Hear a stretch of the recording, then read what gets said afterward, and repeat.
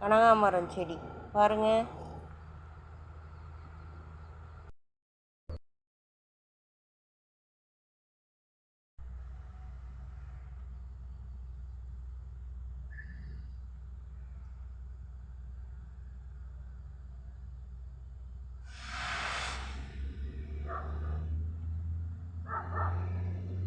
எப்படி பூத்து குலுங்குது பாருங்கள்.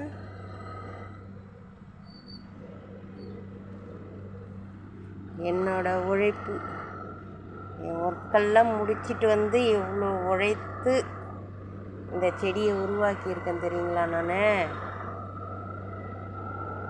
பாருங்க,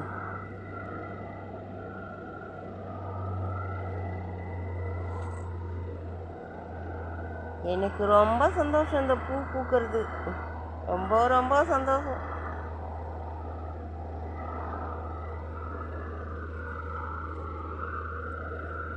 நீங்களும் இது மாதிரி செடி வையுங்க ஃப்ரெண்ட்ஸ். செடி வச்சிங்கன்னா நல்லா பூ பூக்கும்.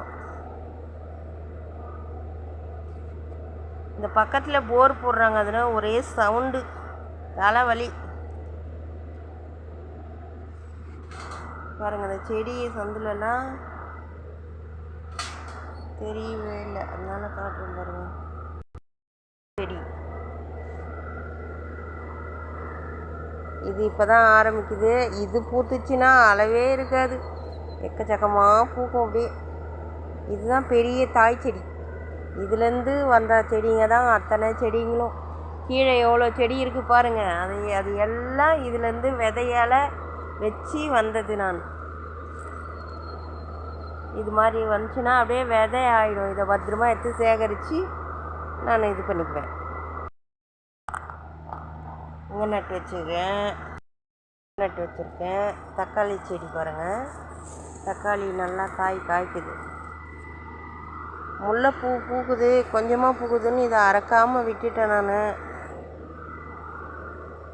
எங்கள் மருமக வந்தால் தான் அரைப்பா.